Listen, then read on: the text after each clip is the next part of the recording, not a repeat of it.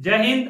आज हम जानेंगे कि किसी प्रकार का ट्रैफिक हो, चाहे वह एरोप्लेन का ट्रैफिक हो या फिर रेलवे का ट्रैफिक हो या फिर रोड ट्रैफिक हो, इन सभी में सिर्फ 3 रंगों का ही प्रयोग किया जाता है। वह 3 रंग है रेड, ग्रीन और येलो। अब इन तीनों रंग का ही प्रयोग क्यों किया जाता है इसके बारे में हम जानेंगे। और बहुत सारे कलर हैं, है ना, लेकिन उसमें भी सिर्फ 3 रंग का ही प्रयोग किया जाता है। साथ ही साथ यह भी जानेंगे कि खतरों में सिर्फ रेड कलर का ही प्रयोग क्यों किया जाता है। तो देखिए, उसको जानने से पहले हम ये जानते हैं कि ये जो ट्रैफिक लाइट है, इन ट्रैफिक लाइटों की शुरुआत कब हुई और कैसे हुई।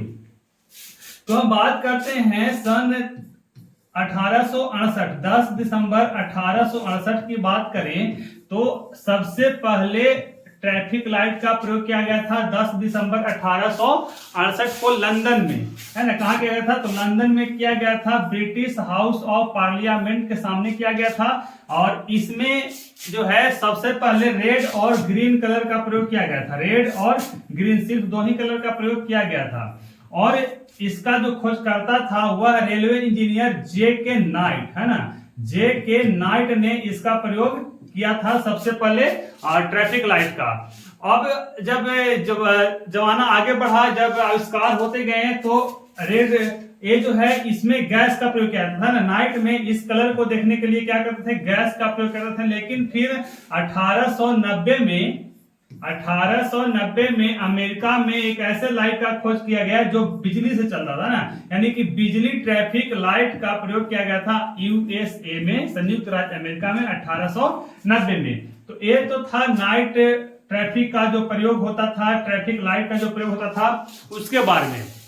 अब हम जानेंगे कि आखिर रेड, ग्रीन और येलो कलर का ही प्रयोग किया जाता क्यों किया जाता है। तो देखिए, अब ये 3 कलर, सबसे पहले तो हम जानेंगे कि सबसे ज्यादा तरंगदैर्घ्य वाले कलर कौन कौन है। तो आप बोलिएगा सर, सबसे ज्यादा है लाल, उसके बाद है नारंगी, उसके बाद है पीला, उसके बाद है हरा। इसका ट्रिक भी है याद करने के लिए, तो हम वहां पर बात नहीं करेंगे, हम यहां बात करेंगे कि सबसे ज्यादा लाल, उसके बाद नारंगी, उसके बाद पीला, उसके बाद हरा। तो देखिए, लाल रंग का तरंगदैर्घ्य सबसे अधिक होता है।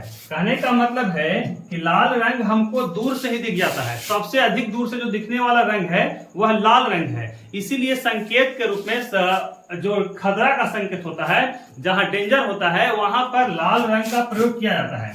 अब देखिए, उसके बाद नारंगी रंग का तरंगदैर्घ्य सबसे अधिक होता है, लेकिन यूज किया जाता है किसका? तो पीला रंग का यूज किया जाता है। क्यों?